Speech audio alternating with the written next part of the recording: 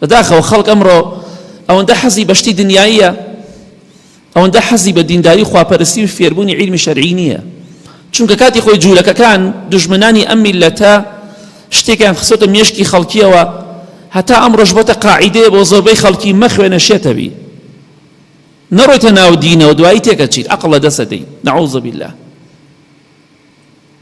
پێغەمبەران سەلامی خوایان لەسەر بێ 124,000 پێغەمبەران سەلامی خوایان لەسەر بۆ کەسیان شێت نەبوون، بۆ کەسیان عەقلیان لەدەست نەدا، بۆ سەحابە و تابعین و خواناسان ئیمامە گەورەکان بۆ کەسیان عەقلیان لەدەست نەدا، لە عیلمی شەرعیشدا بەردەوام خەریک بوون. ئەوە جەهالەتە، ئەوە نەفامی و نەزانی هیچ تر نییە بەخوا. ئیمامی عەبدوڵڵای کوڕی مەسعود ڕەزا و ڕەحمەتی خوا لێبێ دەفەرمێ سوێن بۆ خوایی کە غەیری خۆی هیچ خوایەتر نییە بە حەق شایستەی پەرستن بێت. هیچ ئاەتێکدا نەبەزیوە لە قورئانی پیرۆزدا ئیلا من دەزانم لەکوێ دابەزیوە، و هیچ ئاەتێک لە قورئانی پیرۆزدا نەبەزیوە ئیلا من دەزانم فیمە ئونزیلەت، دەربارەی چی دابەزێتە خوارەوە. هەر ئاەتێک دابەزیوە لە قورئانی پیرۆزدا ئەزانم لە چ شوێنێک دابەزیوە بۆ پێغەمبەری خوا صلی الله علیه وسلم، و دەشزانم بۆچی دابەزیوە، دەربارەی کێ بووە، بۆچی دابەزیوە.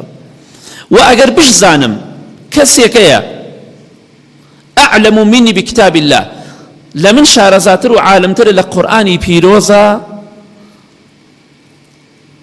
تبلغه، دەتوانی بە تبلغه بخوێنێت، دەتوانی بە تبلغه بخوێنێت، هەر ئەبێت.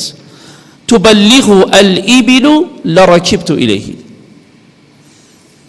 بس تەنها وشتر پێی بگا، ئەوەندە دووریش بێ، بەس وشتر بڕ بکە بڕوا بۆ ئەو شوێنێک کە ئەو ئینسانی لێ لە قورئاندا لە من شارەزاترە، لە تەفسیرا لە من شارەزاترە، واللهی لركبت إليه، سوێن بخوا بۆی ئەڕۆم، بەس وشتر پێی بگا ئەوەندە دووریش بێ.